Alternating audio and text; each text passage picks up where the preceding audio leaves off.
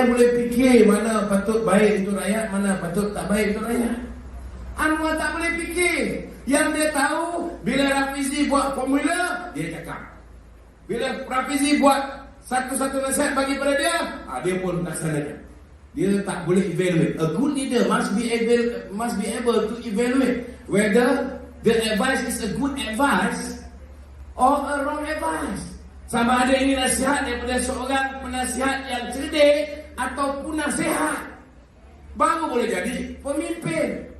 Macam mana nak jadi pemimpin kalau dia tak boleh nilai sama ada nasihat itu bagus ke tidak? Ini Anwar Ibrahim, tuan-tuan. Apatah lagi, saudara, dia tak boleh nasihatkan awal kena dia itu sendiri. Tak faham ni. Dah kena sekali kat penjara Sungai Buloh, keluar-keluar buat lagi. Tuan-tuan, kan? Punya banyak tuan-tuan. Wanita-wanita yang cantik depan mata saya ni, kalau dia tak ada orang PKR yang cantik, wanita BN lama cantik-cantik. Betul tak betul? Ambil lah. Hari ni pun jumlah wanita yang kurang kasih sayang. Sebab jumlah lelaki ni kadang-kadang tuan-tuan dah kurang sikit daripada wanita. Wanita ramai. Ada setengah-setengah negeri ni memang perlu digalakkan wanita ni dikahwin. Tapi nak buat macam mana? Dia suka belalai juga. Saya bukan nak kata, ada orang cakap dengan saya, ada orang cakap dengan saya, janganlah sentuh hal peribadi. Saya nak beritahu tuan-tuan, dalam Islam dia ada apa yang dipanggil sebagai fiqh al-aulawiyah. Dia ada hukum dalam meletakkan keutamaan. Kita bila letakkan keutamaan, benda yang lebih penting mesti mengatasi benda yang kurang penting. Kalau kita buat sesuatu boleh mendatangkan mudarat, kita tengok adakah mudarat yang kita buat itu, tuan-tuan, boleh menyebabkan kita mengelakkan kemudaratan yang lebih besar.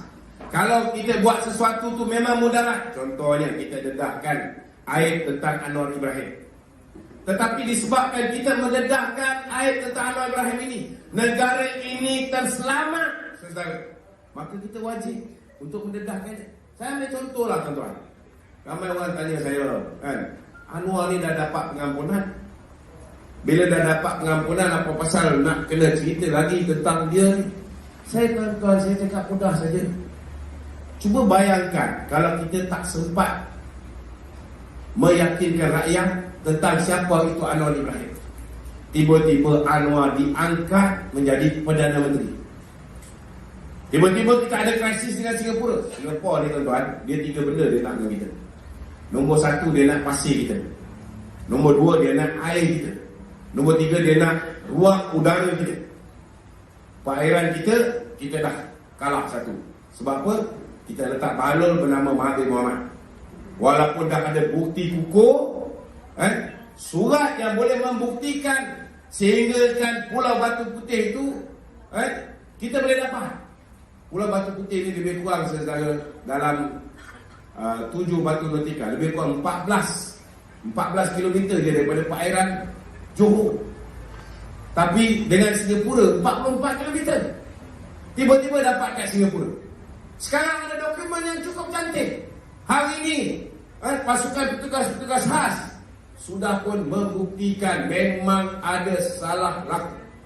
Memang Tommy Thomas boleh didakwa.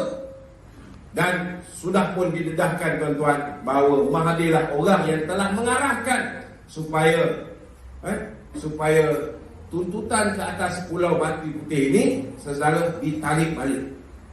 Saya nak beritahu tuan-tuan, katalah satu hari nanti ada krisis, kita pun hantar Perdana Menteri kita, Datuk Seri Anwar Ibrahim, untuk berbincang dengan pihak Singapura. Tuan-tuan, bila Azmin Ali pergi ke Hotel 4 Points Sandakan, bila masa belalai lawan belalai ni, pada ketika itu, tuan-tuan, bila Haziq masuk je ke bilik Azmin Ali, ada tak video yang tuan-tuan tengok bergentayangan di ruangan internet kita? Ada tak ada? Haziq pakai baju hoodie warna hitam dengan baju belang-belang, betul tak? masuk, betul tak? Kalau dia di Semenanjung, dia seorang menteri pun, perbuatannya dipantau. Tuan-tuan, saya nak beritahu saudara bahawa pihak intelijen Singapura memantau Anwar lagi lama daripada Azmin lagi. Itu sebab kita tahu banyak benda. Azmin simpan duit banyak di Singapura, kita tahu. Setiap pergerakan Anwar dipantau. Jadi kalau di Malaysia pun Anwar ada video dengan China Doll, tuan-tuan. Agak-agak tuan-tuan, bila dia orang tahu Anwar nak datang ke Singapura, dia orang pasang perangkap ke tak pasang?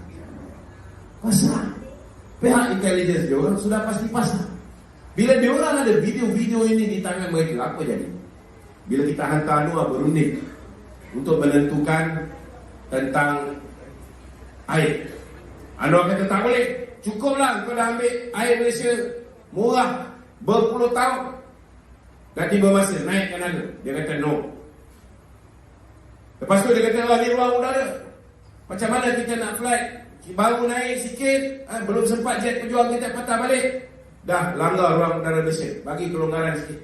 Berapa kali dia orang masuk ruang udara kita? Betul tak betul? Dia kata bagi kelonggaran. Anwar kata no. Ketegaklah Anwar kena-kena. Tiba-tiba dia kata pasir. Kita nak pasir lebihan. Kalau bagi pasir lebih kepada Singapura, tuan-tuan, apa dia buat? Di sebelah tambak ni, berhadapan dengan pelabuhan Tanjung Pelepas contohnya. Sana ada satu pelabuhan yang kita buat. Orang tak payah singgah di pelabuhan Singapura, boleh lalu Tanjung Pelepas tu, betul tak? Dia boleh terus pergi ke belah Melaka tu. Lalu apa ni, Tanjung Pelepas. Apa yang dia boleh buat, tuan-tuan?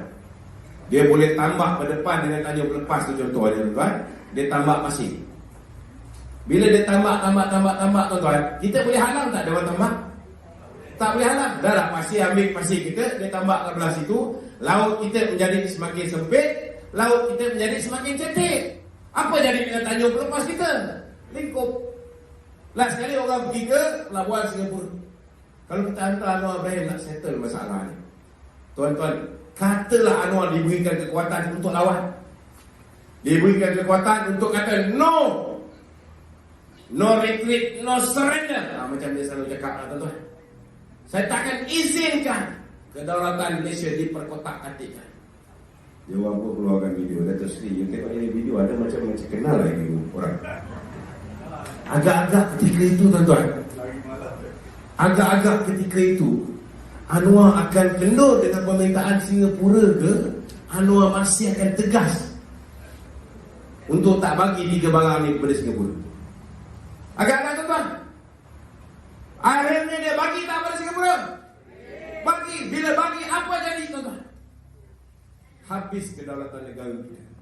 Kalau tak bagi, apa jadi, tuan-tuan? Bukan setakat Anwar diaitkan, tetapi satu Malaysia akan diaitkan. Kita ada seorang peliwat negara menjadi Perdana Menteri. Itu sebab saya nak beritahu dengan tuan-tuan lah, saudara. Saya cabar Anwar Ibrahim untuk bersumpah dengan kalimah wallahi wa billahi wa tallahi. Berani dia sumpah? Tak berani. Sebab apa dia tak berani bersumpah? Sebab dia masih menunaikan solat. Dia ada agama juga, tuan-tuan. Cuma belakang-belakang juga lah, semayang-semayang lah, itu masalah dia. Maknanya, tuan-tuan, sebagai seorang yang beragama, yang faham, kalau kita lafazkan kalimah wallahi wa billahi wa tallahi ini sumpah, tak boleh main-main. Tak boleh main-main, tuan-tuan. Kalau kita lafaz sumpah ni, sumpah kita ni palsu, Allah Ta'ala akan bayar cash di bumi, tak tunggu akhirat. Betul? Itu sebab bila kita suruh Anwar bersumpah, dia takkan berani bersumpah. Itu sebab bila saya cabar Azmin Ali bersumpah, berani dia sumpah? Tak berani. Bila kita suruh hari ini bukan main lagi, tuan-tuan. Muhyiddin Yassin dia kata Presiden UMNO ni, tuan-tuan, dia buat pilihan raya ni sebab dia takut masuk penjara. Tuan-tuan, kalau engkau buat pertuduhan terpilih, engkau buat pertuduhan yang bermotifkan politik, engkau buat pertuduhan yang berniat jahat, tentulah kita tentang. Takkan kita bodoh nak tunduk saja. Betul tak? Cuba tuan-tuan bayangkan, dia cakap ayat macam ni. Tapi saya nak tanya balik, Hari ini UMNO satu-satunya parti yang nakkan pilihan raya, betul? Ada tak parti lain yang nakkan pilihan raya? Tak ada. Sebab apa agak-agaknya tuan-tuan? Mahathir beria-ria, sanggup jilat ludah, sanggup dia kata kalau saya malu pun tak apa, saya nak bergabung dulu dengan orang. Sebab apa? Sebab apa? Sebab dia tahu kalau dia lawan sekarang ni dengan UMNO dia akan kalah. Kenapa mak ni Muhyiddin beria-ria sanggup bagi jawatan Timbalan Perdana Menteri kepada Datuk Seri Ismail Sabri sebelum ni? Sebab apa? Sebab dia takut jawatan Perdana Menteri dia hilang. Lepas tu, bila dia dah hilang sokongan, dia sanggup bagi Datuk Seri Ismail Sabri menjadi Perdana Menteri. Tak apalah, kita sokong janji Datuk Seri Ismail Sabri menjadi Perdana Menteri. Sebab apa? Kenapa dia sampai sekarang masih lagi tak nak pilihan raya? Sebab apa tuan-tuan? Sebab sesedara kesalahan dia. Saya ambil contoh lah yang dah terang dia bersuluk. Hari ni dia boleh kata, oh ini muka tak tahu malu. Dia kata presiden parti kita kurang ajar. Saya nak beritahu dengan sesedara, kalau nak kira malu lah, lebih hebat Datuk Seri Zahid tuan-tuan. Dia boleh bezakan bini orang dengan bini dia. Betul tak betul? Muhyiddin Yassin boleh bezakan bini orang dengan bini dia? Tak boleh.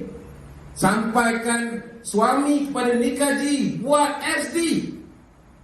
Suami kepada Nikaji tuan-tuan buat SD, mengatakan bahawa mereka bercerai kerana ada hubungan sulit di antara isterinya Nikaji dengan Tan Sri Muhyiddin Yassin.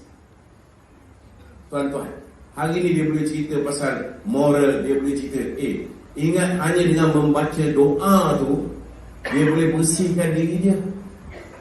Kenapa hari ini dia takut kalau BN memerintah secara bersendirian? Kenapa Anwar takut? Kenapa Mahathir takut? Kenapa Lim Guan Eng takut?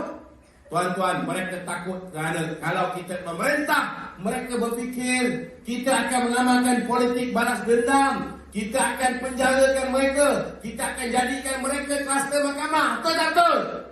Itu yang dia takut.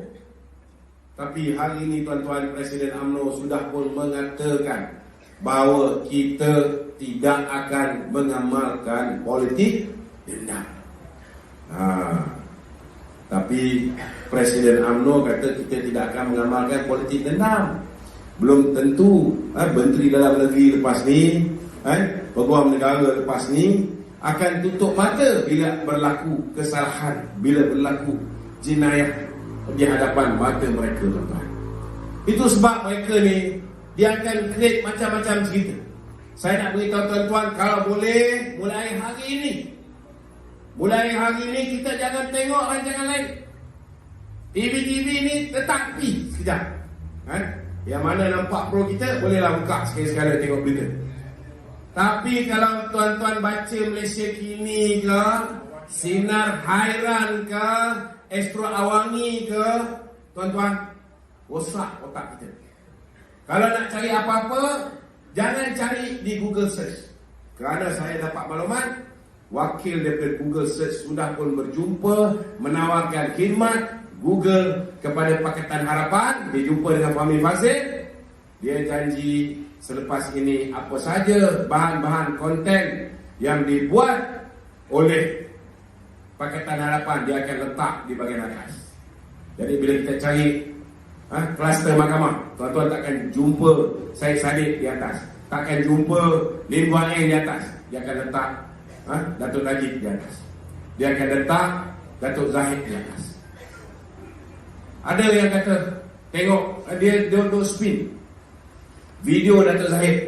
Datuk Zahid kata kalau lepas ini kita gagal untuk memerintah menjadi parti dominan balik, maka bukan saya yang akan didakwa, Tok Mat akan didakwa. Ada dengar ni? Dia kata siapa lagi? Wik Kasyov akan didakwa, Wigneswaran akan didakwa, Saravanan akan didakwa. Dia kata mereka nakkan pilihan raya kerana mereka takut dipenjarakan. Tuan-tuan, saya nak beritahu saudara, apa maksud Datuk Zahid? Maksud Datuk Zahid, kalau kita tak menang, maka pendakwaan bermotifkan politik. Politik dendam ni akan berulang balik. Pendakwaan terpilih akan berulang balik. Perdagangan berniaga jahat akan berulang balik. Itu maksud Datuk Zahid. Tapi dipendekkan tuan-tuan.